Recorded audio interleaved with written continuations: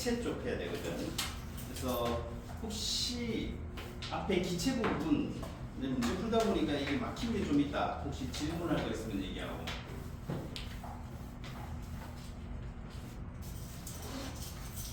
질문 있으면 페이지하고 번호 얘기해주면 돼.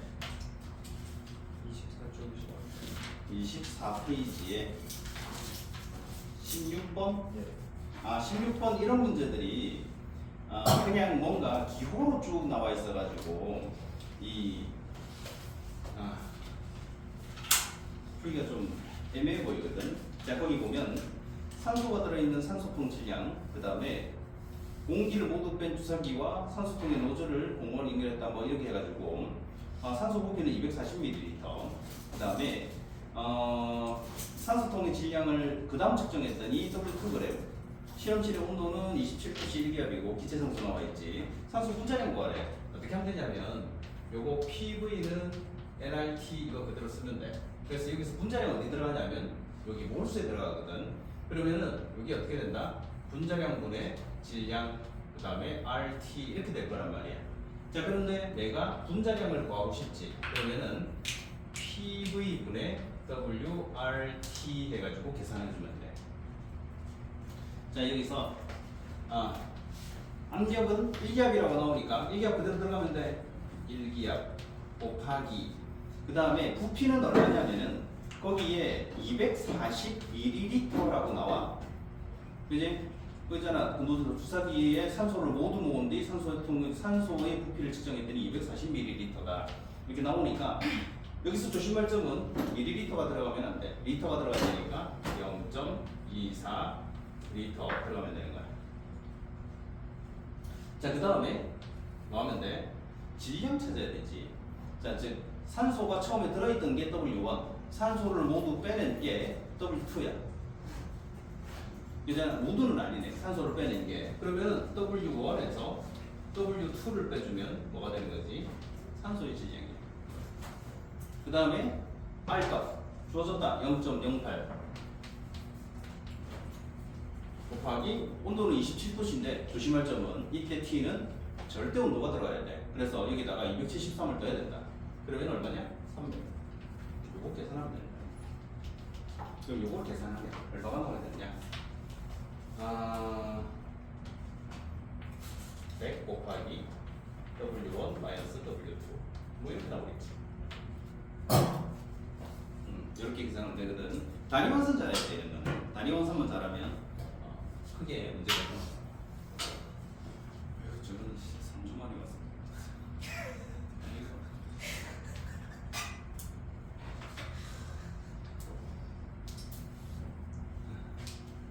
자, 혹시 다른 거 질문?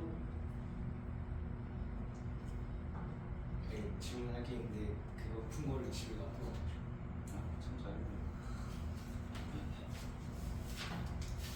다른 거 없나? 그렇죠. 다른 게 없으면 우리 이제 액체로 한번 넘어가 볼 거야. 없으면 혹시 나중에 또 생기면 얘기해도 돼. 자, 42페이지로 넘어가는데 기출 부분은 이미 좀 했고 이제 우리가 액체, 그 다음이 고체 이런 식으로 나오는 부분이거든. 그래서 여기 이제 좀 정리해주면 액체는 생각보다 기체보다는 좀 나아. 고체하고 이것들은 기체보다는 좀 낫거든. 그래서 아마 여기는 금방금방 지나갈 수 있지 않을까. 자, 그리고 다음 주 알지? 다음 주는 저기 그 학원 휴가라서 다음 주에는 수업이 없는 거. 주식이 올 거 같아.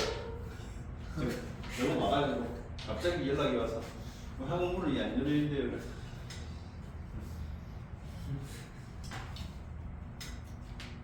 이거 어쩌다가 저렇게 변했지? 원래 그랬나? 응?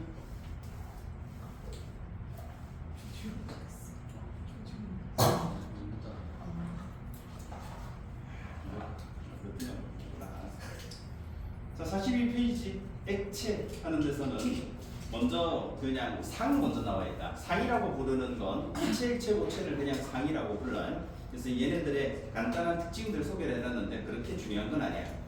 그 밑에 이제 이거 혹시 기억날지는 모르겠는데 화학 그 앞에서 우리 했던 시리즈에서 쌍극자 힘 그때 그게 안 나왔었던가? 나왔던 것 같기도 하고. 쌍극자까지는 했던 것 같아요. 그래. 쌍극자 모멘트라는 걸 했었거든. 그게 기억이 나는지는 모르겠어. 자, 일단 쌍극자 정의가 나온다. 쌍극자 정의는 그냥 분자 내에서 크기가 같고 부호가 반대인 두 전하가 일정한 거리를 두고 분리된 것이라고 나와 있지. 정의를 굳이 외우거나 그럴 필요는 없어. 그냥 쌍극자라고 부르는 게 극을 쌍으로 가지는 분자다라는 뜻이야. 무슨 뜻인지 대충 이해가 되지? 분자 안에 뭐가 있다는 뜻이냐면은 플러스 극, 마이너스 극이 있다는 뜻인 거야, 그냥. 그래서 그걸 쌍극자라고 부르고, 여기서 쌍극자 힘이라는 거는 쌍극자를 가지고 있는 분자를 뭐라고 부르냐? 기억나? 쌍극자를 가지고 있는 분자를 극성 분자라고 불러. 그래서 쌍극자 힘이라는 건 극성 분자와 극성 분자 사이에서 작용하는 힘을 쌍극자 힘이라고 불러. 그래서 거기 가로 2분 나온다. 자, 그거 이거는 줄 하나 꺼줘. 알겠지? 극성 분자들이 서로 가까워질 때 이웃한 분자의 쌍극자 사이에 작용하는 정정비적 인력. 그래서 쌍극자 힘이란 극성 분자들 사이에서 작용하는 힘이다. 자, 그리고 쌍극자 모멘트가 왼쪽에 소개가 돼 있다. 쌍극자 모멘트란 그냥 극성 정도를 나타내는 것이다. 그래서 이게 무극성 분자는 쌍극자 모멘트가 0이고 극성 분자는 쌍극자 모멘트가 0이 아니다라고 표현이 돼. 그게 수치가 얼마다 이런 식으로 표현을 하진 않는다. 그러면 문제 풀 때도 그런 게 나와. 만약에 어떤 A라는 분자와 B라는 분자의 쌍극자 모멘트를 비교하는 그런 문제가 나오면 쌍극자 모멘트의 수치를 비교하라는 게 아니라 얘가 쌍극자 모멘트가 0보다 큰지 또는 0인지를 서로 비교를 하는 거야.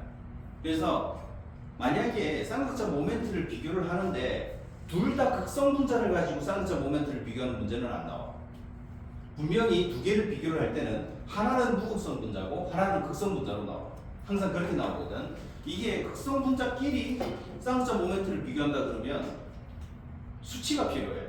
얘는 쌍극자 모멘트 값이 얼마고 얘는 얼마다라는 수치가 필요하기 때문에 그렇게 나오는 건 없어. 그러니까 보통 문제에서 쌍극자 모멘트가 뭐가 크다 또는 뭐가 작다라는 말이 나오면 반드시 뭐다? 하나는 극성이고 하나는 무극성인 거야. 근데 무극성끼리 당연히 비교가 안 되지. 둘 다 0이니까. 알겠지? 그래서 그런 것들 나왔을 때 얘네들의 쌍극자 모멘트 값이 얼마예요? 라는 식으로 질문하면 바보 취급할 거야. 그렇게 하는 거야. 그 밑에 쌍극자 모멘트가 사실 값이 주어진 게 몇 가지 있어. 근데 이런 거 외우는 게 아니야. 거기 보면은 분자식 3개가 나오거든. 그래서 거기에 이제 끓는 점하고 쌍극자 모멘트 이런 것들을 좀 비교를 하는 게 나와. 그래서 그냥 쌍극자 모멘트가 클수록 쌍극자 힘이 크고 끓는 점이 높다라는 식으로만 나와 있지. 다시 얘기지만 그 값을 서로 비교하는 거 이런 것들은 웬만해서는 안 나오니까 너무 걱정 안 해도 돼. 이런 것들은. 자, 뭐 그 정도 얘기는 봐놓으면 되고. 그 다음에 뭐 화살표 하는 것도 왼쪽에 소개가 돼 있긴 해. 화살표는 어떻게 했냐면은 음전하를 띄는 쪽으로 화살표를 하고 뒷부분은 플러스 표시. 이거 그 전기 음성도를 가지고 비교를 하는 거였는데 아마 지금 조금은 기억날 거야 아마. 안 나면 뭐 없을 거지. 자, 이제 43페이지 넘어가면 돼. 여기는 분산력이라는 게 나와. 분산력은 줄거든. 분산력은 분자 내 전자 분포가 순간적으로 한쪽으로 치우쳐 형성되는 순간 쌍극자들 사이에 작용하는 인력이라고 돼 있지. 자, 이게 무슨 뜻이냐면은 거기 파란색 그림으로 나와. 무극성 분자가 있어. 무극성 분자는 극성을 띠고 있진 않지. 그래서 전기적 성질은 없다라고 얘기를 해. 그런데 얘도 순간순간 뭘 하느냐? 쌍극자가 생겨. 그 왜 생기냐면 전자가 가만히 있는 게 아니거든. 전자들은 원자핵 주변을 돌아다니고 있단 말이야. 그 돌아다니는 게 매우 규칙적으로 돌아다니면 참 좋을 텐데 그렇지가 않나 봐. 그러면 전자들이 원자핵 주변을 막 이렇게 돌아다니는 과정에서 어느 순간 전자가 살짝 한쪽으로 쏠리는 경우가 생겨. 그러면 그 순간 뭐가 생긴다? 부분 약간 음전화, 즉 마이너스 전화를 살짝 띄는 현상들이 나타나는 거야. 또는 입자들이 서로 가까워지게 되면 원자는 중심에 원자핵이 있고 주변에 전자들이 있잖아. 그러면은 원자와 원자가 서로 가까워지게 되면 그 외부에 있던 전자들이 서로 가까워지는 현상이 나타나. 근데 전자는 어차피 마이너스 전화를 띄니까 어떻게 하냐면 서로 밀어버려. 그러면은 이게 가까워지는 과정에서 미는 과정이 있을 거잖아. 서로 밀게 되면은 요게 그나마 좀 힘이 좀 약한 녀석들이 밀려나. 그래서 이게 혹시 기억날 거야 아마. 정전기 유도 이게 뭔지 혹시 기억나?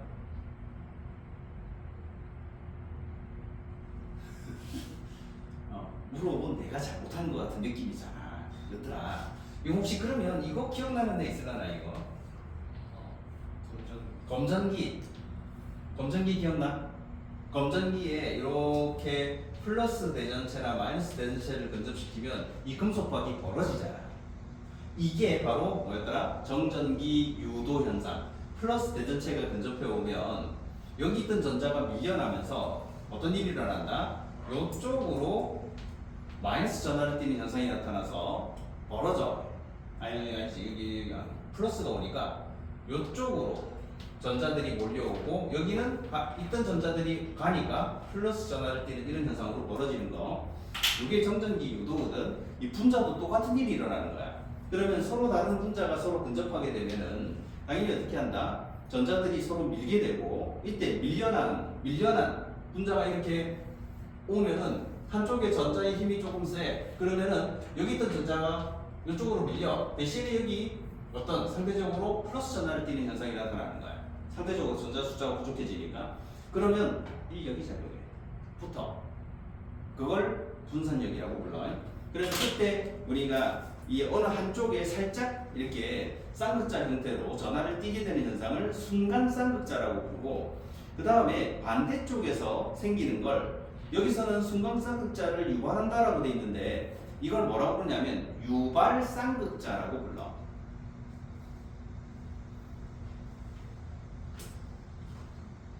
적어주면 돼. 거기다가 어떻게 거기 나 그림은 순간 쌍극자 생겼지. 그러면 그게 그냥 파란색으로 그냥 있는 녀석이 그 다음 다에서 어떻게 돼? 얘랑 비슷하게 바뀌잖아. 그때 그 무극성 분자가 이렇게 왼쪽에 있는 녀석이랑 비슷하게 바뀌는 그림이 다에 있는 거에 오른쪽 녀석한테 뭐라고 적어준다? 유발 쌍극자라고 적어주면 돼. 그래서 순간 쌍극자가 생겼을 때 그 옆에 아무 짓도 안 하고 있던 녀석이 쌍극자가 생겨. 어쩔 수 없이. 그때 이제 그걸 유발 쌍극자라고 부르고, 그래서 순간 쌍극자와 유발 쌍극자 사이에 작용하는 인력, 이걸 분산력이라고 불러. 이 분산력은 모든 분자에 작용해. 모든 분자. 거기 나와 있다. 제일 위에 보면 작은 글씨, 약간 청색 글씨로 적혀가 있지. 무극성 분자뿐만 아니라 모든 분자 사이에 작용한다 돼 있지. 그거 표시 잘해줘라 알겠지. 제일 위에 거 색깔 있는 펜 있으면 저거 표시 잘해줘요. 무극성 분자뿐만 아니라 모든 분자 사이에 작용한다. 즉 분산력은 분자면 다 작용해. 그런데 무극성 분자는 분산력밖에는 작용을 안 하는 거야. 극성 분자는 분산력도 작용하고 쌍극자 힘도 작용하는 거야. 추가로 작용하는 거야.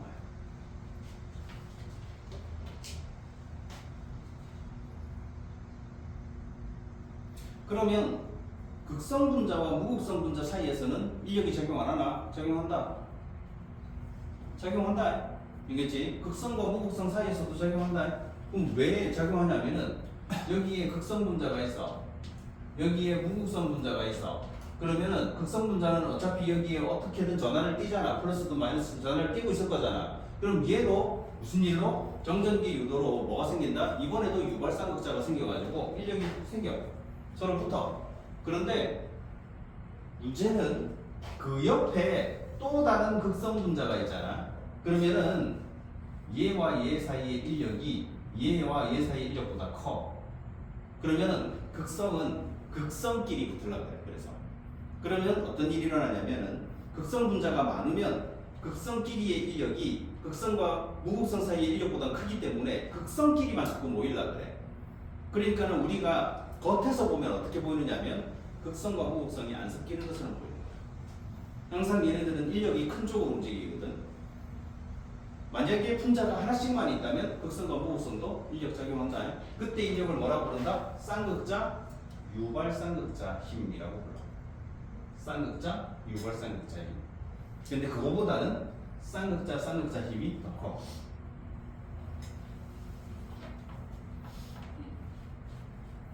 같으면 좀 옆에다 좀 적어주고 할 텐데 역시나 이거는 어떻게든 게 맨날 시켜야 되는 거야. 아니 그 오른쪽에다가 적어줘. 그래서 극성, 무극성 분자 사이. 그래가지고 뭐라고? 극성은 쌍극자, 무극성은 유발쌍극자. 이렇게 적어주는 거야. 그래서 쌍극자, 유발쌍극자 힘, 극성 물질과 무극성 물질 사이에서 작용하는 인력.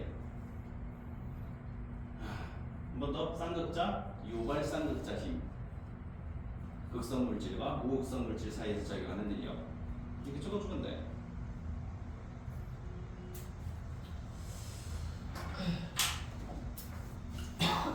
자, 이제 분산력하고 그러면은 즉 이런 분자 간 상호작용, 즉 인력하고 끓는 점은 어떤 관계가 있냐? 일종의 비례관계가 성립한다. 인력이 커지면 끓는 점이 높아져. 그럼 왜 끓는 점이라고 부르는 것 자체가 분자 간의 인력을 떼내는 거야. 그래서 그 분자가 각각 독립적인 하나의 기체 입자로 바뀌게끔 만드는 걸 끓는 점이라고 부른단 말이야. 그런데 그걸 떼낼 때 필요한 에너지는 뭐랑 비례하게 된다? 얘네들이 얼마나 강하게 결합되어 있는지 그 에너지랑 비례하게 돼. 그래서 인력이 강하다라는 말은 말 그대로 떼어내는데 필요한 에너지가 많다는 뜻인 거야. 그래서 인력이 클수록 끓는 점이 높아지고 인력이 약할수록 끓는 점이 낮아져. 거기 보면은 뭐 보고 할 수 있냐면은 플로린, 염소, 브로민, 아이오딘 같은 17족 원소 4가지가 나와. 플로린, 염소, 브로민, 아이오딘을 보면 아이오딘 쪽으로 가면 갈수록 끓는 점이 높아져. 이러면은 플로린, 염소, 브로민, 아이오딘은 어떠냐면은 얘네들은 이원자 분자잖아. 그러니까 똑같은 원자 2개가 붙어서 만들어진 녀석인데 얘네들이 분산력이 아이오딘 쪽으로 갈수록 커지는 거야. 왜 커지냐면 이놈의 분산력은 거기 분자량이 클수록이라는 말이 나와. 거기 가로 이번에 나온다. 이것도 줄거줘야 돼. 분자량이 클수록 분산력이 크다라는 말이 있지. 분자량이 크다라는 건 결국 덩치가 크다라는 거고 덩치가 클수록 다른 분자와 접촉하는 면이 많아. 그러니까는 다른 분자랑 접촉할 수 있는 부분이 많아진다는 것 자체가 결국 순간쌍극자와 유발쌍극자로 나타나는 부분들이 많아진다는 뜻이거든. 그래서 인력이 강해져.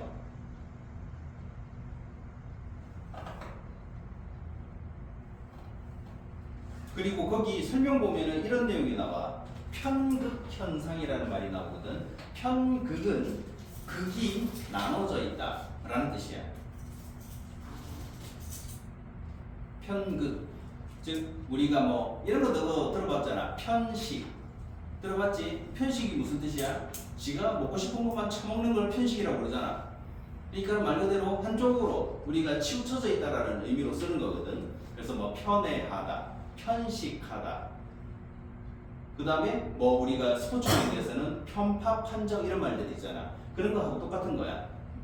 전자가 어느 한쪽으로 쏠리면서 나타나는 어떤 그 쌍극자 이런 것들을 우리가 편극이라고 부르는 거지.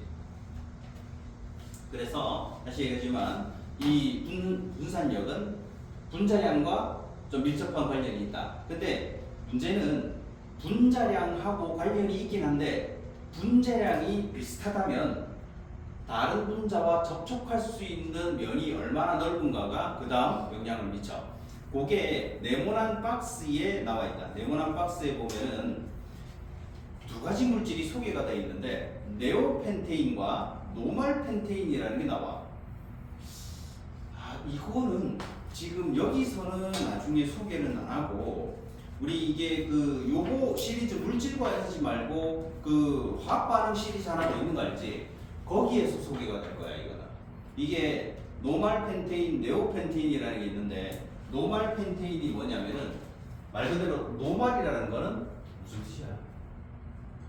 보통 아주 일반적인 이런 거잖아. 그래서 펜테인인데 여기 화학할 때는 조금 알아놔야 되는 그리스어 접도들이 좀 있어. 지금 이제 나와서 좀 얘기를 하는 건데 그리스어 접도 중에는 있잖아. 탄소이지 탄소. 요 탄소의 개수를 가지고 사용하는 그리스어 접도들이 있다. 어디서 들어봤을 거야. 자 그래서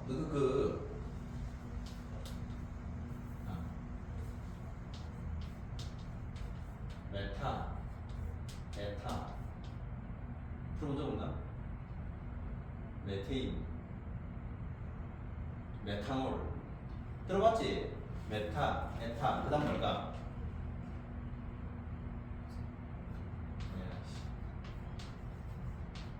프로파, 뷰타 그 다음에 오를 의미하는 거는 알아는 거. 힌트? 펜타. 펜타 하면 좀 익숙한 애들 있다. 있잖아, 저 롤충들. 있잖아, 롤충들 하면 펜타. 펜타. 니도 롤충이야? 아니요. 아 그래? 친구예요, 친구. 됐어, 그래. 내가 놔두면 돼. 이거 펜타키를 알아. 꿈의 킬수지. 맞지? 이 롤충한테는 일어나지 않는 꿈의 킬수. 안 그래? 맞잖아.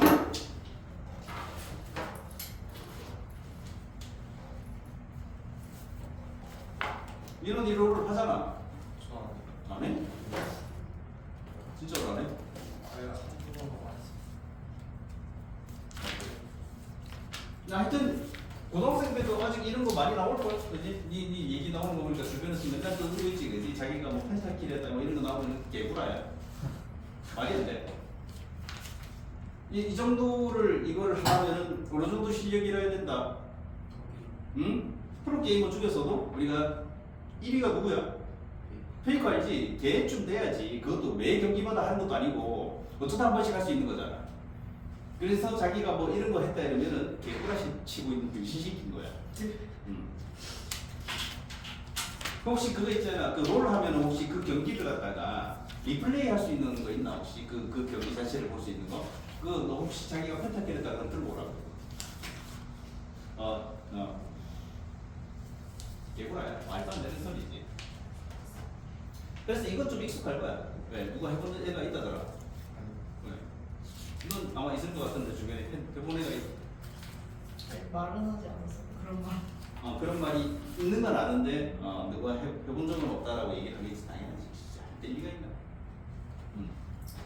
자 그래서 이런 것들을 쓰는데 지금 우리 43페이지 어디냐 보냐면은 그 박스 안에 그 네오펜테인, 노말펜테인 하는 데 보고 있거든. 그래서 거기 잠깐 나와가지고 우리가 탄소 숫자를 가지고 즉 펜테인은 펜타라는 말이 앞에 들어가는 거야. 그러니까는 무슨 뜻이냐면은 이게 1, 2, 3, 4, 5거든. 그래서 탄소 5개짜리 탄화수소라는 뜻이야.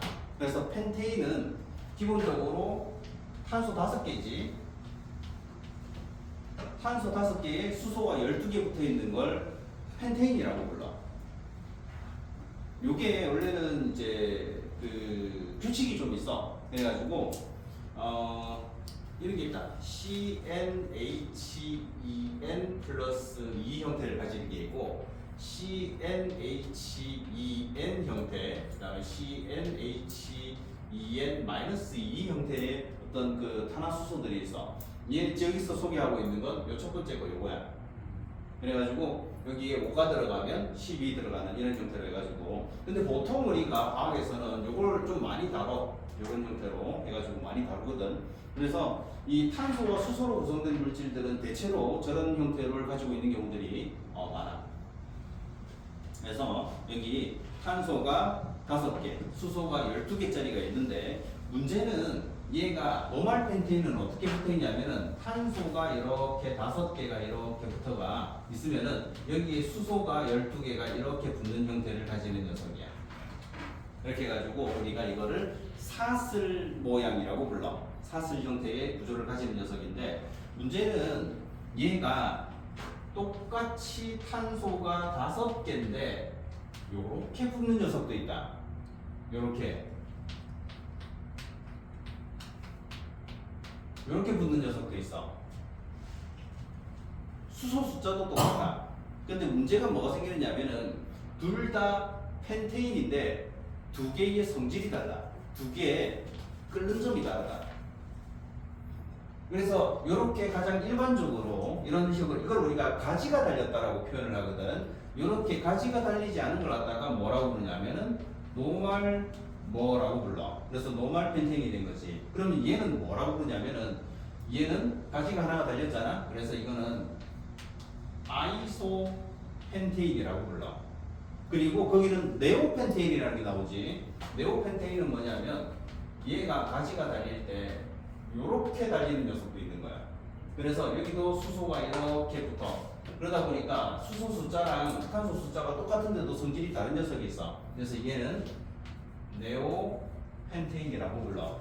그러니까 네오펜테인은 저런 식으로 생긴 녀석인 거지. 그런데 두 개가 분자식이 똑같거든. 분자식은 그냥 이걸로 똑같아. 그런데 구조가 달라서 성질이 다른 형태. 이걸 뭐라고 부르냐면 이성질체라고 불러. 이성질체. 그래서 거기 나와 있는 이 두 개 있잖아. 네오펜테인과 노말펜테인은 이성질체 관계야. 살짝 적어주면 돼. 거기다가 이성질체 관계다라고 해가지고. 그래서 노말, 아이소, 네오가 있는데 여기는 아이소는 소개를 안 해놓고 그냥 노말펜테인과 네오펜테인 해가지고 두 개로 소개를 해놓은 거야. 자, 그런데 이건 있잖아. 분자가 그림으로 그려져 있거든. 요거를 잘 보면 거기 빨간색 점선 보일 거야. 근데 이 빨간색 점선이 없다라도 있잖아. 우리가 어떻게 상상하면 이걸 이해하기 쉽냐면 거기 네오펜테인 한번 봐봐. 이 네오펜테인을 내가 위로 쫙쫙쫙쫙 쌓아 올리고 싶어. 그러면 이거 많이 쌓을 수 있을 것 같아? 네오펜테인 봐봐. 약간 둥글둥글하게 생겼잖아. 그러니까 이거 위로 쌓으려면 어떻게 돼? 잘 안 쌓지겠지. 그런데 노말 펜테인은 어때? 위로 쌓으려면은 일정량 쌓이지. 안 그래? 여기 딱 보니까 있잖아. 얘가 좀 널찍하게 생겼잖아. 그러니까는 위로 쌓아 올리려면 어느 정도로 쌓아 올릴 수 있을 거야. 그 말은 얘네들이 서로 다른 분자와 접촉을 할 때 그 접촉면이 어떤 모양을 갖고 있는가도 뭐에 영향을 미친다? 분산력의 크기에 영향을 미친다는 거야. 그 즉 빨간색 그 점이 분산력이다라고 나와 있지. 그래서 분자량이 같은 서로 이성질체 관계라도 뭐다? 얘가 다른 분자와 얼마나 많이 접촉할 수 있냐에 따라서 말 그대로 분산력이 작용할 수 있는 범위가 넓어지기 때문에 이렇게 표면적이 넓으면 분산력도 커진다라는 걸 여기서 소개하고 있는 거예요. 그래서 거기 줄 하나 그어줘. 거기 네모 박스 안에 보면은 까만색 화살표 다음에 거기 접촉하는 표면적이 넓을수록 분산력이 크고 끓는 점이 높다 하는 거 쭉 한 줄 있잖아. 그거 딱 줄 꺼주면 돼. 이런 것들은 사실 우리가 문제문 낼 때는 얘네들을 어느 정도 이해한 다음에 내는 거기 때문에 보통은 이런 걸 문제로 나온다 그러면은 그림과 함께 줄 거야. 그림과 함께 줬을 때 너가 머릿속으로 생각하면 돼. 얘가 다른 녀석과 접촉하는 게 얼마나 또 넓은가.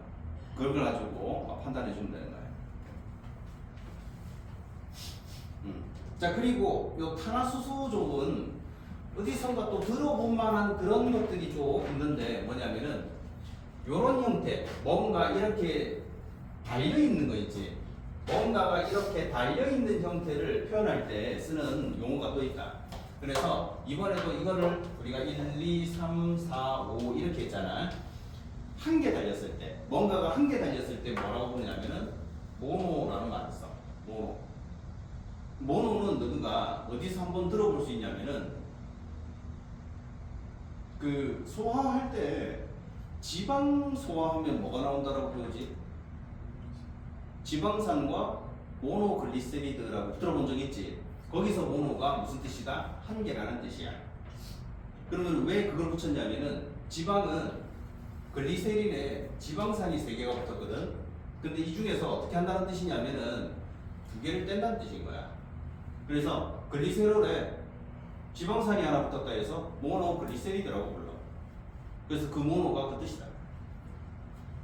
그 다음에 2개는 다이라고 불러. 다이. 뒤진다 뜻 아니야, 알겠지? 다이, 그냥 다이야. 그래서 다이라는 말은 나중에 화학하다 보면 자주 나온다, 이게.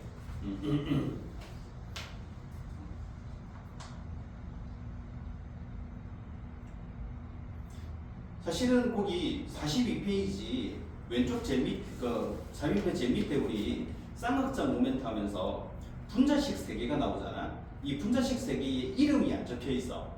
이름이 안 적혀 있는데 거기 첫 번째 거 보면은 요거 있잖아. CH3O CH3 돼 있는 거 있지. 얘가 이름이 뭐냐면은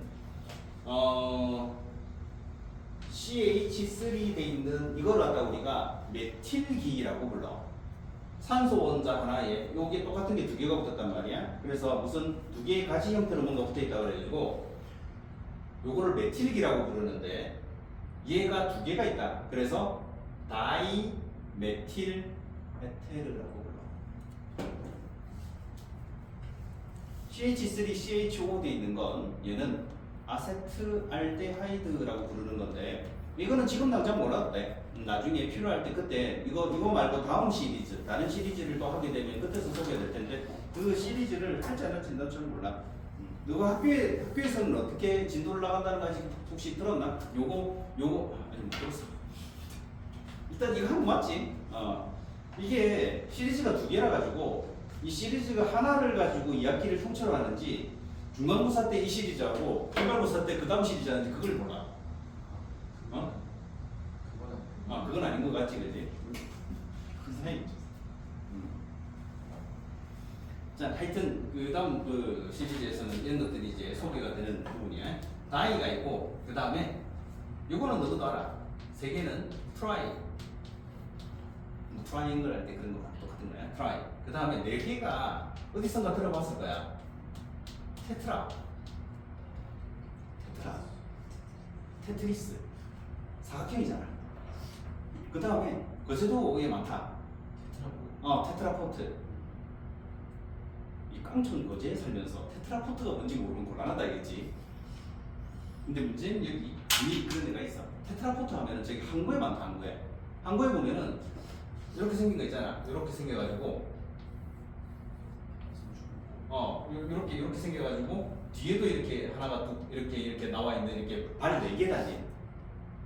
이게 정확하게 보면 약간 사면체처럼 생겼는데 각 꼭지점으로 발이 하나씩 있는 이런 걸 갖다가 이렇게 정교하게 이렇게 붙여가지고 이렇게 무슨 블록사트치 만들어가지고 항구 근처에다 쫙 깔아놨어. 그걸 테트라포트라고 불러. 요거 그 파도 막는 거야. 파도 막는 거.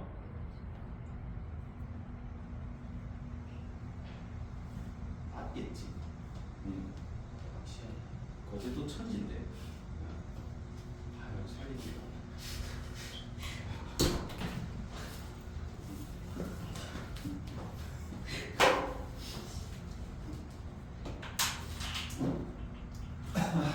자, 테트라. 그 다음에 이번에 5부터는 똑같다. 펜타. 똑같다 알겠지? 이거 말고 그 다음에 6은 헥사. 그 다음에 이제 7은 헤파. 그 다음에 8은 옥타.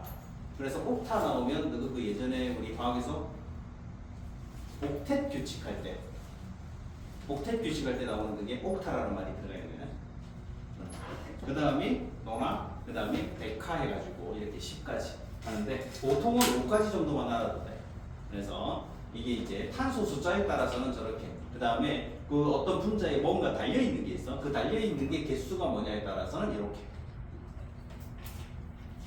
자, 그래서 거기 네오펜테인, 노말펜테인 두 개를 가지고 하는데 이제 거기 이런 것들도 이제 소개가 된다 해서 그냥 잠깐 한번 해봤어요. 자, 그리고 이제 뭐가 나오냐? 수소결합이 나와. 자, 요거 줄여줘야 된다. 수소결합은 웬만하면 정의를 좀 외워야 되는 부분들이 있어. 요거 정의를 써야 되는 그런 소수령 문제들도 가끔씩 출제가 될 때가 있거든. 그래서 NOF 원자와 결합한 수소 원자와 이웃 분자의 NOF 원자 사이에서 작용하는 정전기적 인력이라고 되어 있잖아. 즉 NOF, 왜 하필이면 NOF냐? 얘가 전기 음성도가 가장 큰 원소 세 개. 전기 음성도가 가장 큰 원소 NOF. 그래서 질소, 산소, 플로린에 직접 결합했어야 돼, 수소가. 근데 그 수소가 또 다른 분자의 NOF랑 인력이 작용하는데 그걸 수소결합이라고 불러. 근데 이 수소결합이 작용하는 물질 중에 대표적인 녀석이 뭐냐면 바로 물이야. 물. 산소에 수소가 붙어 있잖아. 그러면 이 수소 원자가 또 다른 물 분자의 산소 원자 사이에서 인력이 작용을 해. 그걸 수소결합이라고 부르는데 물 분자는 일단 봐. 극성이지. 극성 분자란 말이야. 그래서 물 분자는 자, 분산력도 작용해. 쌍극자 힘도 작용해. 수소 결합까지도 작용해. 물 분자의 분자량이 얼마지? 말해라 빨리. 모래 질량 얼마야? 뭐라는 거야? 씩씩씩 소리만 내고 있어. 얼마냐고? 자, 그런데 얘 분자량 18이라는 건 있잖아. 분자량 치고 매우 작아.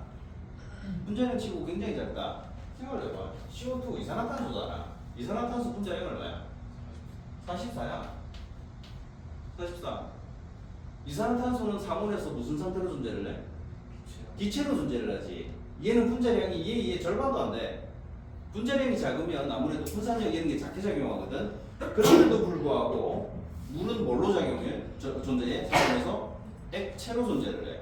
그럼 왜 얘가 분자량도 무지막지하게 작고 분자 크기도 작은 시기가 왜 액체로 존재를 해? 얘는 다시 얘기했다. 분산력 작용한다. 쌍극자 힘 작용한다. 거기다 뭐까지 작용한다? 수소결합까지도 작용하는 거야. 얘한테는 작용하는 인력이 종류가 많은 거야. 그러니까 상대적으로 다른 분자에 비해서 분자 사이의 인력이 큰 거지. 인력이 크니까 기체로 존재 안 하고 액체로 존재하고 있는 거야. 자, 그래서 거기 대표적인 얘들이 암모니아, 물, 플로린화, 수소 이런 거 나와 있지. 암모니아도 사실은 상온에서 기체로 존재해. 플로린화, 수소도 기체로 존재를 하는데 물은 액체로 존재를 해. 그러면 물은 왜 또 다른 수소 결합하는 거에 비해서 또 왜 얘는 또 액체로 존재하느냐? 암모니아의 분자량은 얼마? 17이지. 자, 그러면 HF는 얼마냐?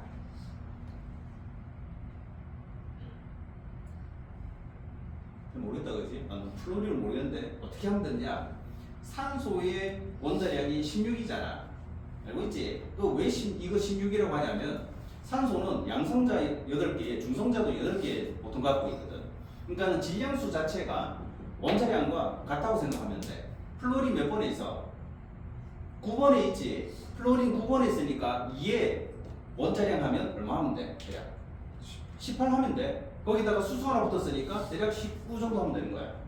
그러면 사실은 17, 18, 19야. 분자량 별 차이 없지. 그지? 그리고 얘 세 개 다 뭐 할 수 있다? 플로린의 수소, 산소의 수소, 질소의 수소 붙어 있단 말이야. 다 수소 결합해. 그런데 얘가 어떤 차이점이 결정적으로 나타나냐면 이게 다음 페이지 넘기면 그림으로 소개가 되어 있는데 물 분자는 수소 결합을 하나씩만 하는 게 아니라 물 분자는 분자 한 개가 다른 분자와 할 수 있는 수소 결합이 2개, 다른 분자로부터 수소 결합을 이렇게 받아. 그러니까 다른 분자가 와서 떡하고 붙는 거야. 자기가 다른 분자에 붙는 게 있고 다른 분자가 자기한테 와서 붙는 게 있단 말이야. 그래서요, 그게 물 분자 한 개당 수소 결합을 총 4개를 해. 근데 플로린이나 수소 한번 봐봐. 얘는 어때? 자기가 할 수 있는 게 1개, 다른 녀석이 붙는 게 1개, 2개밖에 없어. 그러면 2개의 수소 결합을 그러다 보니까 수소결합 개수도 많아요. 그러니까는 다른 거에 비해서 중복해서 막 인력이 크게 작용하다 보니까 물은 뭐하다? 인력이 커. 그래서 상온에서 액체로 존재하는 희한한 물질이 물이야. 그 다음에 이놈의 수소결합 때문에 얘는 뭐까지 더 나타나냐? 물이 얼면 부피가 어떻게 되더라? 증가하지. 왜 증가해? 배웠잖아. 빨리 얘기해봐. 물이 얼면 물이 얼면 어떻게 되대? 물이 얼면 부피가 증가하는데 부피가 증가하는 이유는 물이 무슨 모양을 하더라? 얼면서 육각형 모양으로 얼기 때문에 그래. 그럼 그 육각형 모양으로 왜 얼느냐? 수소결합 때문에.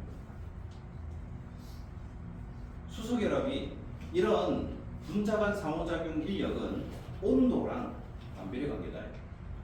인력은 뭐가 됐든 상관없어. 온도랑 반비례 관계다. 온도가 높아지면 인력은 약해지고 온도가 낮아지면 인력은 강해져. 그러면 물 분자는 안 그래도 수소결합을 하고 있어. 하고 있거든. 그런데 액체 상태의 물은 있잖아. 모든 분자가 다 수소결합을 하고 있는 건 아니야. 물은 가만히 안 있거든. 분자 자체가 막 움직이기 때문에 이 분자와 수소결합으로 있다가도 떨어져 나와서 또 다른 분자랑도 했다가 이런다고 막 이래. 그러니까 물 분자 자체는 수소결합을 한다라고 얘기는 하지만은 그 수소결합을 모든 분자가 다 하고 있는 건 아니거든. 그런데 이게 얼게 되잖아. 얼게 되면 모든 분자가 수소결합을 해. 거기다가 온도가 낮아지니까 어때? 이 인력 자체도 강해지게 되는 거야. 그러면은 이 녀석들이 그 수소결합 때문에 수소 원자와 또 다른 분자의 산소, 또 이 분자가 가진 또 수소 원자가 또 다른 분자의 산소 이렇게 붙다 보니까 육각형 구조를 보는 거야. 그래서 중간 공간이 떠서 부피가 커진다 이거야. 얼면서 즉 고체 상태로 되면서 부피가 커진 물질은 물이 크지다. 이거 다야. 그러다 보니까 얘는 끓는 점도 높고 상온에서 액체로 존재를 하고 다양하게. 그 다음에 왼쪽에는 뭐도 소개가 돼 있다? 너희 통합과학 할 때 많이 봤던 거 있지? DNA가 이중 나선 구조. 그 다음에 염기의 상보적 결합. 기억날 거야.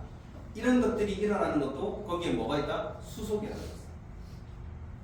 그래서 우리가 아데닌, 타이민, 구아닌, 사이토신 서로 상보 결합하는 거 알지? 이때 아데닌과 타이민 사이에는 수소 결합이 2개가, 그 다음에 구아닌과 사이토신 사이에서는 수소 결합이 3개가 존재를 해. 이런 DNA와 관련된 내용도 사실은 이번에 아마 너희는 아마 안 할 거야. 너희가 이번에 생명과학 하는 부분은 세포와 물질 대사하는 부분이잖아. 거기는 그냥 외우면 돼. 그건 내가 설명할 게 없어. 그냥 외우면 돼. 문제는 그거 말고 다른 파트 있지. 요게 유전 나오는 파트가 너 그거 안 해서 다행인 줄 알겠지. 이놈의 유전 나오는 파트는 무지막지하게 골치 아프거든. 그래서 그 유전 파트에서는 특히 DNA랑 이런 것들을 많이 다뤄. 그럴 때는 또 거기에 이 수소 결합이 몇 개냐를 가지고 그 DNA를 분석을 할 때 이런 것도 나와. DNA에 아데닌하고 타이민의 비율보다 구아닌과 사이토신의 비율이 높은 DNA는 요 이중 나선 구조를 떼가지고 단일 가닥으로 만든 다음에 DNA를 분석을 하거든. 요 떼낼 때 에너지가 더 많이 필요하다고 나와. 그러니까 왜 더 많이 필요하다? 구아닌과 사이토신의 비율이 높으면 수소 결합을 많이 하고 있거든. 그러면 그걸 끊어내려면 더 많은 에너지가 필요해. 그래서 그런 걸 갖다가 힌트로 주고 DNA에 있는 염기 서열 알아내는 것도 나오고 그래. 그리고 이제 거기에 이거 통합과학에서도 염기 서열 찾아내는 거 나오긴 했었는데 이거 다른 파트에 있는 그 유전은 그보다 훨씬 난이도 높게 나와. 뭔가 이상한 거 집어넣어가지고 염기 서열을 바뀐 거 찾아라 그래서 희한한 것들 나와. 하여튼 자 그렇다라는 거. 자 이제 5번 한번 볼까? 5번은 이 분자 간 상호작용과 관련점 해가지고 그래프로 하나 소개를 딱 해놨는데 여기에 뭐가 나오느냐면 잘 봐. 물, 플로리나 수소, 암모니아 즉 16족 원소, 17족 원소, 15족 원소 해가지고 한 줄에 쫙 소개를 해놨다. 그래서 물부터 보면은 물 다음에 황화수소, 그 다음에 나머지 이게 셀레늄하고 텔루륨하고 이렇게 나올 텐데 플로린도 마찬가지로 염소, 그 다음에 브로민, 아이오딘 해가지고 같이 수소랑 결합되어 있는 걸 쭉 비교한 게 나와. 그때 어떻게 돼 있냐면은 물, 플로리나, 수소, 암모니아 같은 분자량이 제일 작은데도 불구하고 다른 같은 족 원소 수소 화합물보다 높아. 뭐 때문에 그렇다? 이게 수소 결합 때문에 그런 거야. 대신에 거기 메테인도 하나 소개가 돼 있네. 메테인 있잖아. 메테인은 어때? 메테인 다음에 규소가 같은 족이야. 그런데 그게 수소 4개 붙은 거, 저마늄하고 주석 붙은 것도 나와 있잖아. 근데 어떻게 돼? 얘는 그냥 일차함수 그래프처럼 쭉 늘어나. 그럼 얘는 왜 그러냐? 얘는 일단 무극성 물질이야. 무극성 물질이다 보니까 뭐밖에 작용 안 한다? 분산력밖에 작용을 안 해. 분산력은 아까 뭐랑 비례하더라? 분자량과 표면적과 비례하거든. 그러니까는 분자량이 커지면 그냥 얘는 어쩔 수 없이 그냥 커지는 거야. 그래서 이게 지금 그래프도 하나 주어져가지고 이게 수소 결합이 그 다른 어떤 분자 간 인력에 비해서 어느 정도 좀 큰지에 대해서 좀 비교해봐라 하면서 이제 나오는 거예요. 자, 이 정도 이제 정리가 됐다면 45페이지 요 한 페이지만 빨리 정리하면 돼볼까? 요거는 그냥 빨리빨리 하고 넘어갈 거니까. 뭐? 저 책을 치워.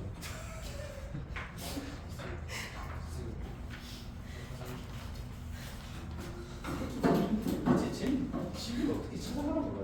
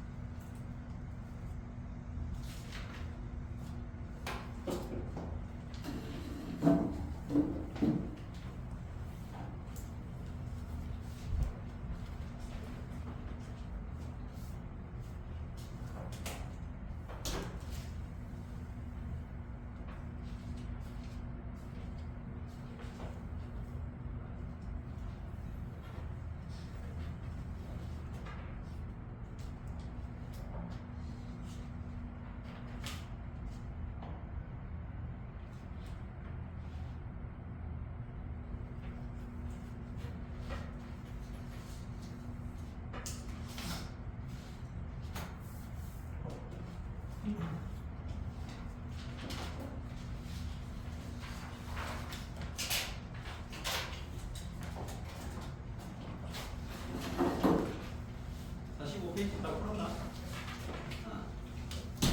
찍.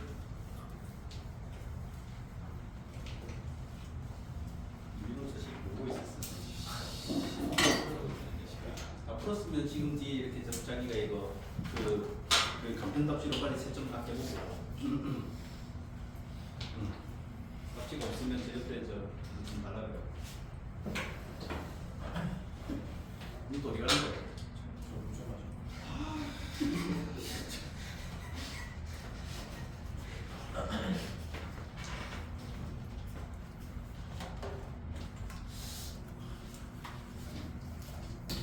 운전까지 운전수 처마셔놓고서 또 물어보시는 쌤. 왜? 근데 이름이 분산력인데 왜 분산력이 크면 이게 힘이 강해지는 거예요? 아, 분산이라는 말이 있잖아. 우리는 퍼졌다라는 의미로 쓰잖아. 근데 여기서 말하는 이 분산이라는 게 말 그대로 있잖아. 많이 접촉하면 커진다는 의미야. 아.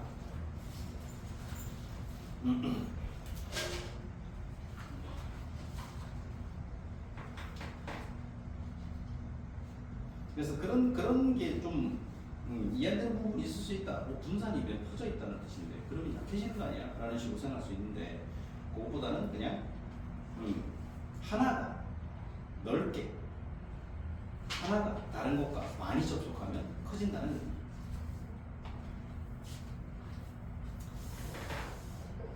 자, 여기 지금 이 개념 확인 문제 혹시 질문할 거 있으면 얘기하고.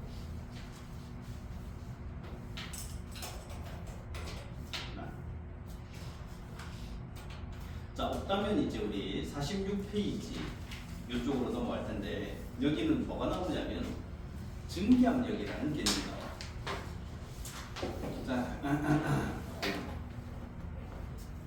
자, 거기 증발과 응축의 동적 평형 상태라는 말이 처음에 딱 소개가 돼 있거든. 이 증발과 응축이 뭔지는 알고 있을 거야. 증발은 말 그대로 액체가 기체로 변하는 거. 그 다음에 응축은 기체가 다시 액체로 변하는 걸 말하거든. 이때 그게 동적 평형은 이미 우리가 그 화학 평형 하면서 했었기 때문에 이거 정도는 이해할 거야. 그때 이 기화되고 액화되는 과정에서 즉 증발하는 속도와 응축되는 속도가 같으면 동적 평형이 일어나거든. 그 동적 평형 상태에서 그 증기가 나타내는 압력을 증기압력이라고 불러. 그래서 그 증기압력과 관련해 가지고는 여기 이제 막 이렇게 그림도 나와. 요 그림은 어디서 보게 되는 그림이랑 똑같냐면은 우리 앞에서 기체할 때 있지. 기체할 때 나오는 그 그림이랑 비슷한 그림들이 나온다. 그래서 어차피 증기의 압력, 즉 기체의 압력이기 때문에 수은기둥. 그래서 이제 U자간 형태로 생긴데 수은이 들어있고 여기서 이제 뭐 물이든 뭐든 액체에서 뭔가가 증발을 해. 그럼 기체로 변하고 그 기체가 이제 이 수은기둥을 밀면서 압력을 나타내게 되는데 그때의 압력을 증기압력이라 부른다라고 하는 거야. 근데 이 증기압력이 뭐랑 관련이 있냐면은 끓는 점과 관련이 있다.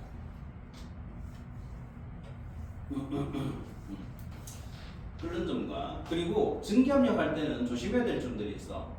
증기압력이 크다라는 말은 증기로 만들어지는 물질이 많다라는 뜻이야. 즉 기체로 잘 된다는 뜻이거든. 기체로 잘 된다는 뜻은 분자간 인력이 약하다는 뜻이고 끓는 점이 낮다는 뜻이다. 자, 요거 자 이제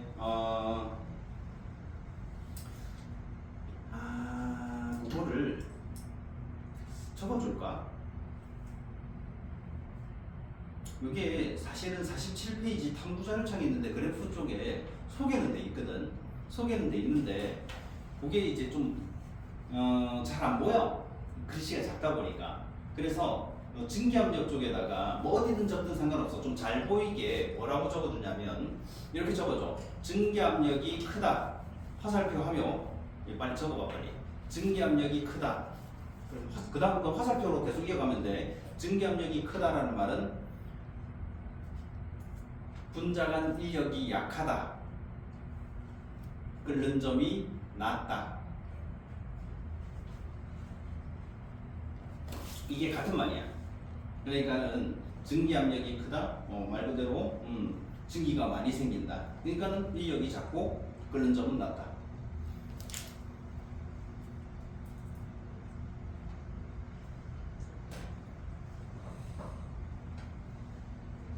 자, 그렇게 적어줬다면 이제 거기 그 46페이지 2번 증기압력과 끓는 점 하는 데서 끓음이라는 게 나와. 이거는 이제 중학교 때도 잠깐 소개에 대해서 배웠는데, 끓음이라는 거는 액체가 온도가 높아지면 액체에서 기체로 변할 거잖아. 그 기체가 이제 뭐랑 같아지는 시점이 오냐면 외부의 대기압이 액체를 누르고 있단 말이야. 액체를 꽉 누르고 있어. 그런데 이제 온도를 높여주면 액체에서 기체가 나오는데 이 기체가 가진 압력이 외부의 대기압과 같아지는 시점이 나와. 그러면 액체들이 뭐 했다는 거냐면은 기체로 변할 만큼의 에너지를 충분히 가졌다는 거야. 그럼 그때부터 무슨 일이 일어나냐면 액체 전체에서 기체로 변하기 시작해. 그걸 끓음이라고 불러. 무슨 뜻인지 이해가 돼? 다시 한번 얘기해 줄게. 액체가 지금 안 끓고 있어. 그 안 끓는 이유는 뭐다? 얘가 가진 에너지가 외부에서 대기압이 꽉 눌러서, 얘가 원래는 기체가 되고 싶거든. 근데 꽉 누르면서 이거를 갖다가 그 압력을 이겨내고 나와야 되는데 그 압력을 이겨낼 정도의 에너지를 지금 액체들은 갖고 있지 못하는 거야.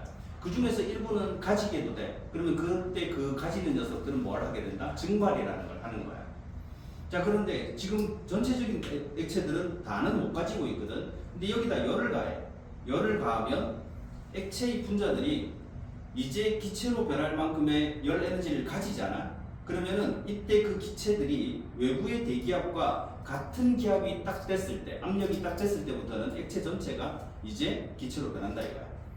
그래서 그 끓는 점이 뭐냐? 액체가 가진 증기의 증기압력과 외부 압력이 같아졌을 때의 온도라는 또 다른 정의가 나와. 거기 가로 2번에 나온다. 액체의 증기압력과 외부 압력이 같을 때의 온도. 액체가 기체로 변해. 그때 그 기체로 변했을 때 그 기체가 외부 압력과 같은 압력을 갖게 되면 액체가 전체적으로 기체로 변하기 시작하는 온도가 되는데, 거기 보면 기준 끓는 점이라는 게 나와. 기준 끓는 점은 당연히 1기압일 때의 끓는 점을 기준 끓는 점이라고 불러.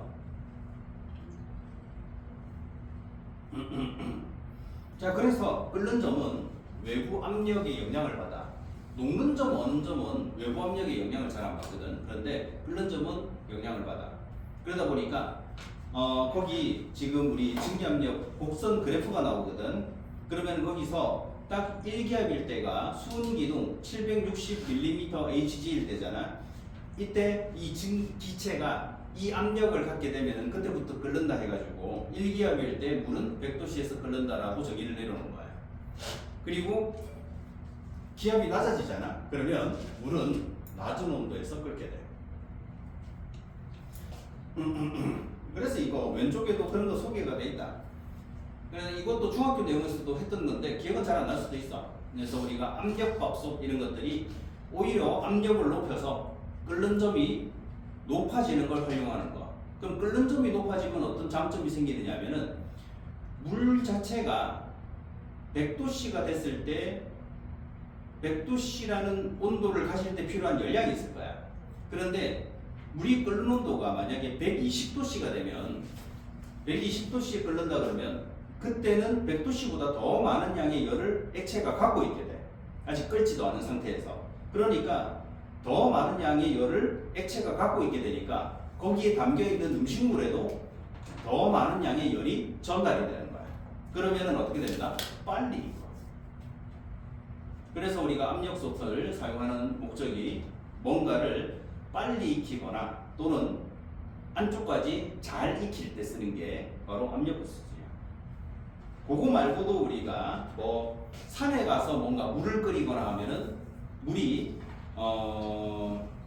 뜨겁지 않다든지, 그래서 이제 뭐 밥을 할 때 밥이 뭐 설 익는다, 뭐 안 된다 이런 얘기도 하고, 그 다음에 저기 에베레스트 같은 데 가면은 만약에 물을 끓인다 그러면 끓는 물이 막 끓어. 그런데 그 물을 끓여가지고 이제 뭘 하려 그러면 그 끓는 물이 우리는 여기서는 100도씨에 근접해 있단 말이야. 그런데 거기서는 70도씨 이런 데서 끓어버리니까 뭐 충분히 이렇게 뭘 할 만한 그런 게 안 되는 그런 상황이 생기기도 한다 그래.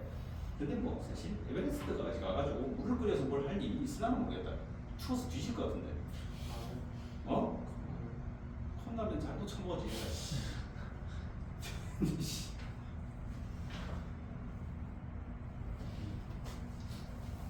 추워. 산소도 얼마 없어. 응? 어쨌다고? 맞아. 너 어느 나라에 말을 하는 거야? 그렇겠대. 근데 한국이 맞아? 예. 알아듣게 얘기를 해줘야지. 한글로 얘기를 해야지 알아듣지. 중국인은 아니겠지.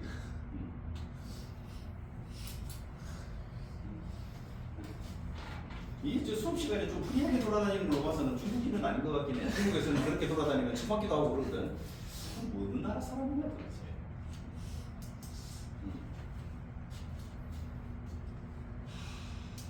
자, 하여튼 저 끓는 점이 이제 외부 압력과 연결이 돼 있어서 그래서 그거 말고도 이제 나오는 게 뭐가 있냐면은 해저 화산 이런 거 나와. 해저 화산. 그래서 깊은 바닷속에서 화산 폭발이 일어나면 물이 안 끓는다 이거야. 수압이 어마어마하다 보니까 물이 끓고 싶어도 끓지 못하는 거야, 압력 때문에. 그래서 물은 끓지도 않고 뜨거운 물만 분출되는 것을 심해 열수구라고 해가지고 보통 한 300에서 400도씨 되는 물이 뿜어져 나오는 거. 그런데도 끓지도 않고.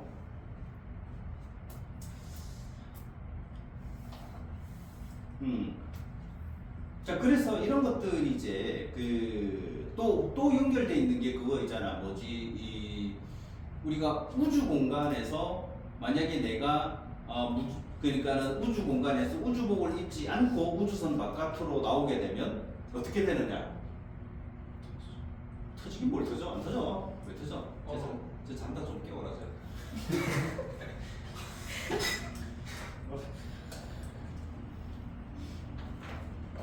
야, 너 어떻게? 야, 삼연타와 늦게와 차이가 없어. 쳐자. 야, 대단하다. 이제 뭐 해야 되지? 다음 게. 우주 공간에 나가면은 내가 만약에 우주선 안에 일기압 상태에 있었다 치자. 그럼 우주 공간에 나가게 되면은 0기압이야. 근데 사실 기압 차이로는 1기압밖에 차이가 안 나잖아. 1기압밖에 차이가 안 나니까 사람이 뭐 팽창해서 터지고 이런 일은 안 일어난다. 만약에 그러면은 사람이 팽창해서 1기압 차이로 터질 것 같았으면 만약에 잠수부가 10m만 들어가도 2기압이거든. 그러면 확 찌그러들어야 돼. 그런 일은 안 일어나. 그러니까 내가 연기압 상태로 어떤 공기가 없는 곳에 노출됐다 그러면 일단 첫 번째 일어나는 일은 어떤 일이 일어나냐? 내 몸이 부푸는 게 아니라 내 폐에 있던 공기가 싹 빠져나가 버려요. 내 폐에 있던 공기가 싹 빠져나가 버리고 그 다음에 내 혈액에 있던 녹아있던 여러 가지 기체들이 기포방울로 변하기 시작하는 거지. 그러면서 기포방울로 막 변하니까 내 혈액이 뭐 하는 것처럼 보이게 돼? 끓는 것처럼 보이는 거지. 그렇다고 무슨 부글부글 끓는 건 아니고 그게 다다. 그리고는 어떻게 돼? 뒤져. 왜? 숨을 못 쉬니까. 그래서 뭐 어디가 부풀고 이러진 않아. 내 몸은 봐봐요. 내 몸에서 기체로 있을 수 있는 부분은 어디밖에 없지? 폐 속밖에 없어. 그럼 나머지 부분들은 뭘로 돼 있어? 액체나 고체로 돼 있잖아. 액체나 고체가 한 명의 영향을 받나? 안 받는데 그럼 왜 부풀어야 되지? 안 그래? 만약에 네가 있잖아. 저기 어디 언제 뭐 저기 일본 여행 갔다가 이번에는 어느 일본의 섬에 여행 간다고 배를 타고 갔어. 그런데 배가 침몰한 거야. 근데 네가 하필이면 배에 침몰하면서 물에 빠졌는데 가라앉기 시작해. 그리고는 어디까지 가라앉느냐? 마리아나 해구까지 가라앉고 있는 거야. 자, 가라앉아. 자, 그러면 네가 수심 10km 정도로 가라앉았어. 네한테 뭔 일이 일어날까? 아무 일도 안 일어난다. 압축이 뭐다 압축? 아무 일도 안 일어나. 너 무슨 압축이 돼? 아무 일도 안 일어나. 그냥 네 모습 그대로 가라앉아. 그대로. 가라앉아가지고 이제 심해 바닥에 툭하고 도착하지. 그러면 그때부터 뭔 일이 일어난다? 그 심해에 살고 있는 생물들에 의해서 분해가 되기 시작하는 거야. 그러면 그런 걸 갖다가 누군가는 궁금해했겠지. 그래서 돼지 있잖아, 돼지. 돼지를 실제로 담근 사람이 있어. 실험한다고. 그렇다고 뭐 살아있는 돼지를 담근 건 아니야. 당연히 죽은 돼지를 담궜지. 그럼 쭉 가라앉는단 말이야. 가라앉아가지고 바닥에 도착할 때쯤은 돼지가 압축되냐? 아니다, 돼지 그대로 있다. 모습 그대로야. 그래가지고 바닥에 딱 타. 그러면 그때부터 무슨 일이 일어난다? 돼지 주변으로 막 이렇게 무슨 생물들이 모여들어가지고 뜯어먹기 시작하는 거야. 그러니까 내가 뭐 물속에 들어가서 압축이 된다? 압축이 되려면은 내부에 뭐가 있어야 돼? 기체가 있어야 돼. 그러니까는 뭐는 피해를 볼 수 있냐면은 기체가 들어있는 뭔가 물체. 잠수. 그렇지. 잠수정이나 잠수함은 말 그대로 있잖아. 기체가 내부에 들어있어. 사람이 탑승을 해야 되니까. 얘가 그렇게 깊은 바다에 들어가면 압축될 수 있는 거야. 찌그러 들어가 이래가지고. 그런데 만약에 내가 마리아나 해구에다가 콜라캔 같은 거 있잖아. 안 먹고 그냥 던지잖아. 뭔 일이 일어날까? 아무 일도 안 일어난다. 그냥 그대로 그 콜라캔 그대로 바닥에 가라앉아. 그럼 왜? 내부에 뭐 들어있는데? 콜라 들어있잖아. 액체 들어있잖아. 기체가 들어있는 거 생각도 얼마 안 돼. 그건 있잖아. 사실은 콜라캔이 살짝만 눌러줘도 어떻게 될까? 충분히 압축되고 더 나와. 그거는. 그러니까는 얘가 확 하고 찌그러들고 터지고 이러질 않는 거야. 그러니까는 그런 건 잘못된 상식. 그러니까는 심해에 들어가면 내가 꽉꽉 눌러져가지고 뒤질 거야. 아니야, 숨을 못 쉬어서 뒤져. 우주 공간에 연기압 상태로 가면 내가 부풀다 터져 뒤질 거야. 아니야, 숨을 못 쉬어서 뒤져.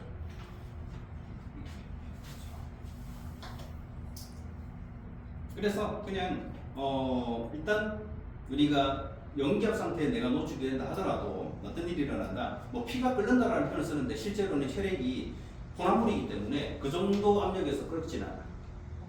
너가 이제 혼합물은 끓는 점이 더 높아지고 하는 거 알잖아. 그지? 그래서 혼합물은 끓는 점이 더 높아지니까 뭐 여기서 이제 그게 더 낮은 온도에서 더 낮은 어느 정도 온도에서도 끓을 수 있다 뭐 그런 거라고 생각할 수 있는데 그게 아니라 이게 압력이 낮아지게 되면은 이게 물이 여기 지금 온도가 나와 있는데 물이 만약에 염기압이 된다 하더라도 지금 뭐가 증기압력이 얼마냐면은 거기 0 되면은 0도씨 정도에서도 아마 끓을 수 있다라는 식으로 그렇게 나오는 거지. 그러니까는 내가 진짜 진공 상태에 가면은 내 혈액에 있던 녹아있던 기체가 먼저 나오고 그 다음에 시간이 좀 지나면 뭐 혈액이 약간 끓는 것처럼 이렇게 기포가 발생할 수는 있겠지. 그래서 뭐 그렇다고 해가지고 그게 이제 뭐 내부에서 기포가 발생하면 어차피 기체니까 나중에 팽창해서 터지는 거야. 안 터진다. 그대로 있어.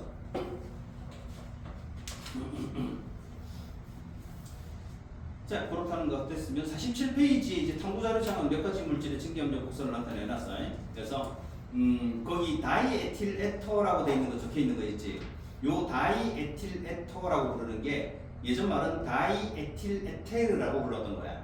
좀 전에 내가 뭐라고 했던 거? 다이메틸 에테르라고 불렀던 거 있지. 그러면은 여기에 이게 CH3가 메틸이야. 그러면은 에틸은 요거거든.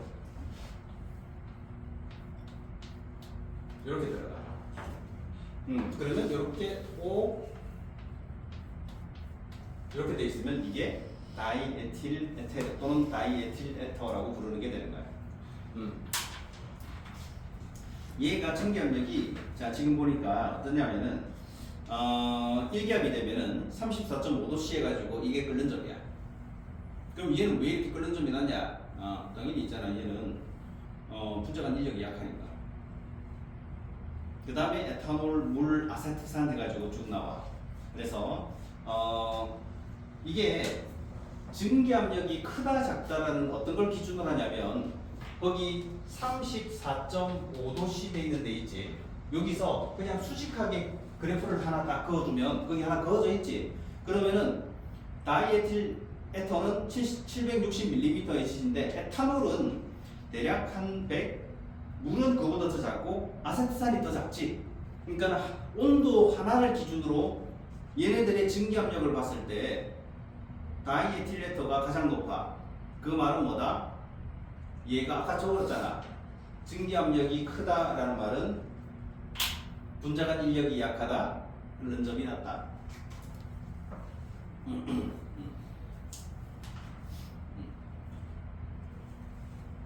그리고 혹시 문제 풀 때 기준 끓는 점이 변한다는 말이 나오면 다 틀린 문장이다. 알겠지? 기준 끓는 점은 안 변한다. 기준 끓는 점은 뭐다? 1기압이야. 1기압일 때 끓는 점은 기준 끓는 점이라고 불러.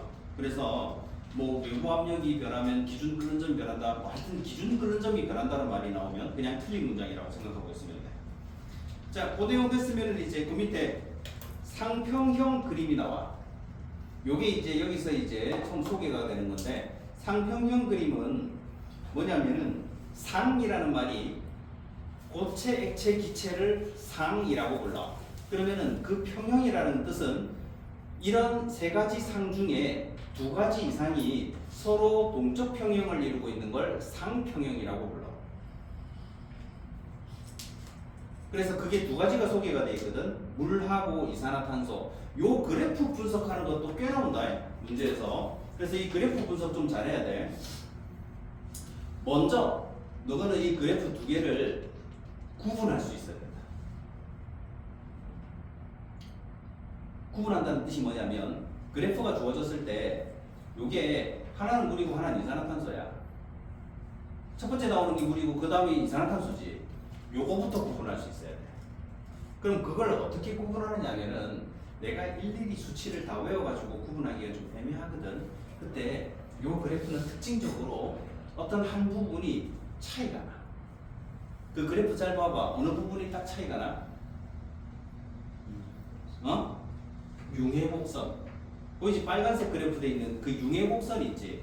융해곡선이 압력이 높아질수록 Y축에 가까워지는 녀석이 있어. 요건 물이다. 요거 잘 구분해라. 알겠지? 요게 수치들이 아무것도 없이 그냥 그래프만 주는 경우도 있다. 융해곡선이 압력이 높아질수록 Y축에 가까워지는 건 물이고 Y축에서 멀어지는 건 이산화탄소야. 그러면은 다른 물질의 상평형 그래프가 주어지면 내가 어떻게? 안 나와. 안 나와. 안 나와. 그런 건 걱정 안 해도 돼. 이 상평형 그래프라고 해가지고 있잖아. 우리가 또 다른 그래프가 있는지 선생님도 있잖아. 책이나 아니면은 구글이나 이런 걸 통해 가지고 상평형 그래프를 많이 찾아봤어. 그런데 문제가 뭐냐면 상평형 그래프를 찾으면 물하고 이산화탄소 이외의 그래프가 있긴 있어. 그런데 어떤 형태로 나오냐면 이렇게 나오질 않아.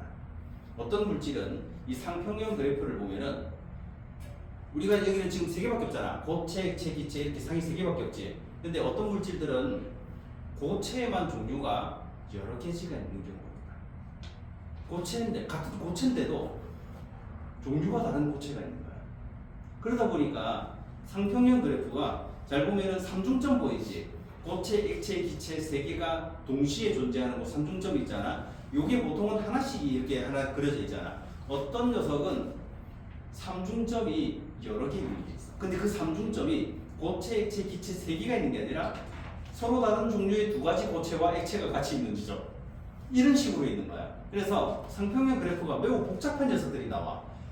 그건 어차피 안 나와. 그런 건 신경 쓸 필요가 없어. 그러니까 너가 앞으로 상평형 그래프와 관련된 그래프를 본다. 그러면 이 두 개가 다야. 두 개가. 자, 그래서 융해곡선으로 이게 물인지 이산화탄소인지를 잘 보고 문제를 판단해야 된다. 왜 그러냐면은 물은 다른 물질과 달라.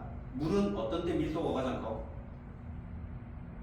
물은 어떨 때 밀도가 가장 크지? 즉 액체일 때. 물은 액체일 때 밀도가 가장 커. 근데 이거를 그래프를 물이다 하고 주는 경우보다는 그래프를 하나 딱 줘놓고 이런 식으로 그려줘. 그리고는 수치 같은 거 표현을 안 해줘. 그냥 뭐 삼중점이다 정도만 딱 표현해놓고 고체 있는데 가, 액체 있는데 나, 기체 있는데 다 이렇게 있잖아. 가나다 이렇게 표현을 해놓고 이게 어떤 물질인지를 안 줘. 그래놓고서는 뭐라고 문제에서 나오냐면 가 지점에서의 밀도는 나 지점보다 크다라는 식으로 표현하는 거지. 그러면 이 그래프를 잘 봐야 돼. 이산화탄소는 고체일 때 밀도가 가장 크다. 액체보다 물 빼고는 무슨 말인지 알겠냐? 물 빼고는 기체, 액체, 고체 순으로 가면서 밀도가 커져요. 근데 물만 액체일 때 밀도가 커. 그러니까 물 상평형 그래프야. 그런데 이걸 갖다가 고체를 가, 액체를 나라고 해놓고 가일 때 밀도가 나보다 크다는 틀리게 되는 거야. 근데 그게 얼핏 보면 맞는 것처럼 보인다. 그래서 상평형 그래프는 뭔가 엄청 계산하고 그런 건 아닌데 이렇게 좀 이렇게 이해를 잘해야 되는 그런 문제들로 출제가 되는 경우들이 많아. 자, 그리고 요거 좀 알아놓자. 뭘 알아내야 되냐면 상중점 온도하고 압력이 나와. 물은 0.006기압, 0.01도씨, 이산화탄소는 5.1기압, 마이너스 57도씨 해가지고 나와. 그러면 요걸 가지고도 뭘 할 수 있냐면은 1기압일 때의 수치가 나와 있다. 봐봐, 거기 점선으로 1기압일 때 수치 나와 있지. 1기압일 때는 물은 액체, 기체, 고체, 온도에 따라서 다 존재할 수 있거든. 이산화탄소는 1기압이 3중점보다 낮기 때문에 승화밖에 안 해. 무슨 뜻인지 알겠어? 이산화탄소는 3중점이 5.1기압이야. 그럼 지금 현재 1기압이잖아. 3중점보다 지금의 현재 기압이 낮아. 그러니까는 어디에 위치한다? 5.6기압보다 낮은 곳에 우리가 뭔가 그 그래프가 위치할 수밖에 없지. 그러면 얘가 할 수 있는 상태 변화는 승화밖에 없는 거야. 그래서 드라이아이스가 그렇지. 드라이아이스가 그냥 이산화탄소 기체로 그냥 변하는 거지. 액체가 없는 거야. 그러면은 이산화탄소 액체를 만들려면 뭐 해야 된다? 압력을 높여야 돼. 압력을 높여야 되다 보니까 그렇게 들어가 있는 것들이 뭐가 있냐? 이산화탄소 소화기. 그래서 걔는 너가 집에 있는 그 빨간색 소화기 알지? 아파트 같은 데 보면은 막 걸려있는 빨간색 소화기. 이거 이산화탄소 소화기 아니다. 이거 전부 다 분말 소화기야.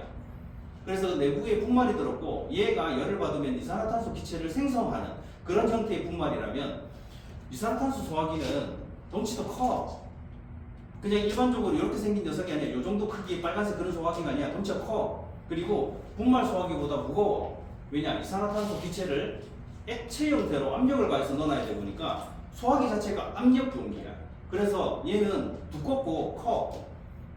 그리고 이산화탄소 소화기는 내부에 있는 물질이 빠져나오는 부분을 보면 우리가 저기 분말 소화기는 분말이 나오는 부분 알지? 까만색 호스로 되어 있는 거. 여기 보면은 이게 딱 나오는 부분이 플라스틱으로 이렇게 원통형으로 생긴 거 있잖아. 요게 두께가 좀 작고 요만큼 그밖에 길이가 안 돼.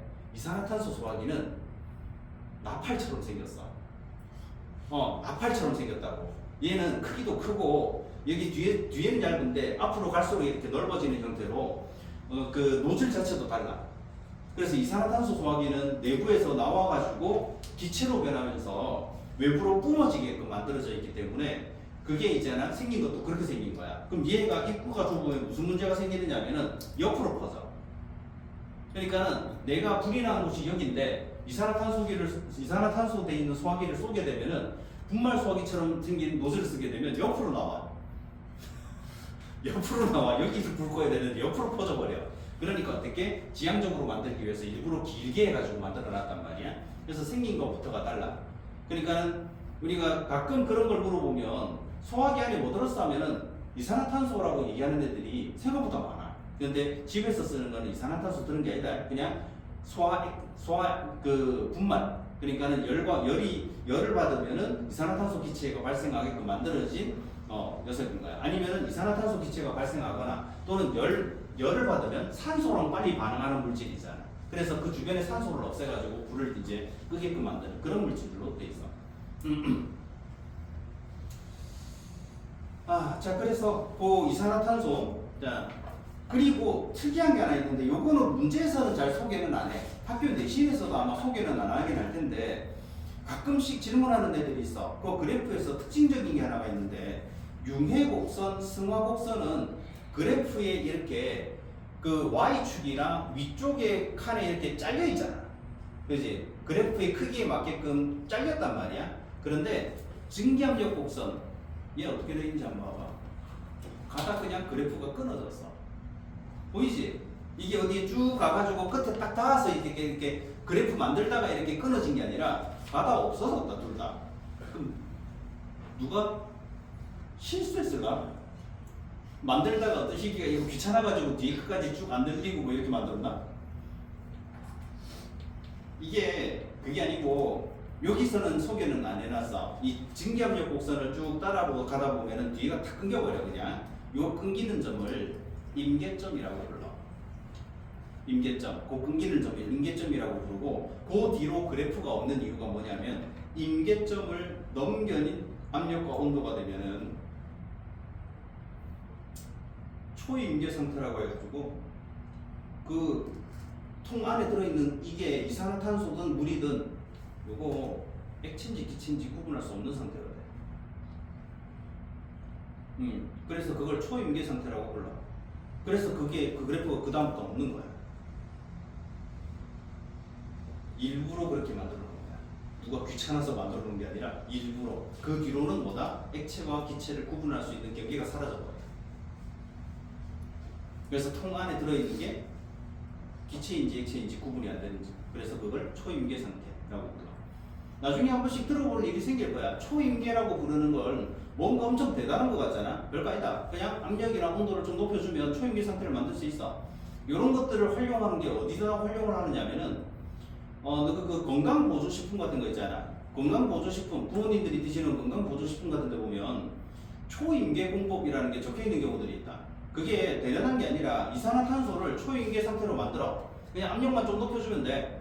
열을 가하든가 해가지고 높여주면 초임계 상태가 되거든. 근데 이산화탄소는 우리가 앞에서 봤지만은 뭐지? 무극성 물질이잖아. 있잖아, 무극성 물질이거든. 이 무극성 물질이다 보니까 무극성 물질을 잘 녹여. 그리고 이산화탄소는 이 초임계 상태로 만들 때의 압력과 온도가 그렇게 높질 않아. 그러면은 보통은 우리가 어떤 물질 내에서 추출해낼 때 다른 물질을 쓰는데 이런 무극성 물질, 즉 기름 같은 걸 추출해낼 때는 제일 많이 쓰는 게 앞에서 봤던 있잖아. 우리가 이런 물질들 있잖아. 에테르라는 물질이거나 아니면은 헥세인 같은 걸 써. 근데 이런 물질들이 가지고 있는 단점 중에 하나가 뭐가 있냐면은 독성 물질이 생길 수 있는 가능성들이 있다. 그래서 그런 것들은 이제 그걸 써가지고 뭔가를 녹여내게 되면은 이때 내가 원하지 않는 물질이 같이 녹아 나오거나 또는 화학 반응을 통해서 내부에서 독성 물질이 생길 수 있거든. 그러면은 그걸 제거하는 과정이 또 필요해.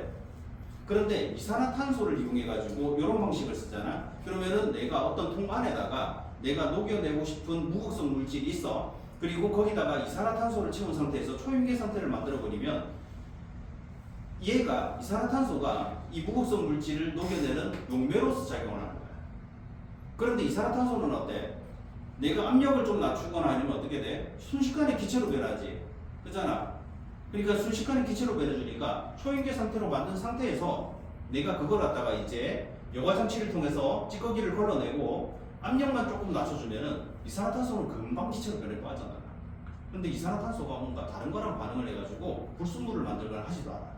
그러니까는 매우 손쉽게 물질을 추출해내는 방법이 돼. 그래서 그런 걸 갖다가 뭔가 대단한 것 같지만 사실은 별거 아니에요. 그냥 초임계 공법 하는 게 사실은 별거 아닌 거예요. 하여튼 참고로만 알아놓으면 돼. 아, 그런 게 있구나 정도만 하면 되고. 자, 그 다음에 이제 넘어가면 이 그래프 해석하는 것들도 막 나오고 해요. 그래프 해석할 때는 그래프를 기준으로 이렇게 거기도 하나 소개가 돼 있다. 48페이지 보면은 그래프에 보면은 여기에 이제 요게 상태도 안 주는 경우도 많다. 알겠지? 고체, 액체, 기체인 부분의 상태를 안 주는 경우도 많으니까 어디가 고체고 어디가 액체고 어디가 기체인지 정도는 알고 있어야 돼. 이 상태에서 뭐가 뭐로 바뀌면 뭐가 되는가, 이런 식으로 이제 뭐를 물어보는 문제들이 나오는 경우가 있는데, 요게 대표적으로 물어본다면은 어떤 형태로 물어볼 수 있냐면은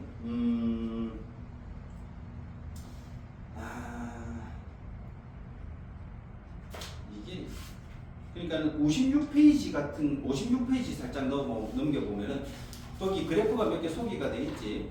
그래서 거기 보면은 이제 21번 문제는 생각보다 간단한 문제. 이게 무슨 상태 변화인지 물어보는 건데 23번이나 24번처럼 이게 어떤 온도가 더 높은지 아니면은 뭐 이게 뭔지 이렇게 좀 비교하는 문제인데, 그래프를 조금 잘 분석을 하면 손쉽게 풀리는 문제지만 요걸 잘못 분석하면 금방 틀리는 문제들이 이런 식으로 나와. 그러니까 상평형 그래프 같은 걸 하나 줘놓고 지금 23번 문제는 어떻게 돼 있냐면은 얼음을 가열한다고 해가지고 물이라는 걸 줬잖아. 그런데 문제에서 나올 때는 어떻게 나오냐면 어떤 물질을 가열할 때라고만 줘. 그러니까는 어떻게 해야 된다? 이 그래프가 물인지 이산화탄소인지부터 먼저 구분해야 되고 그 다음에 이게 물이라는 걸 알고 있으면 이때 이제 밀도의 특징이라든지 그 다음에 녹는 점과 끓는 점의 온도라든지 이런 것들을 갖다가 좀 기본적으로 알고 있어야 뭐 문제가 풀리거나 하는 그런 것들이 좀 나오기도 하거든. 이걸 난이도를 조금만 높이면 조금 더 높게 나오는 경우도 있긴 해. 그런 것들이 나중에 척표 보면 알 수 있는 거라서 그때 가서 한번 해보면 되고.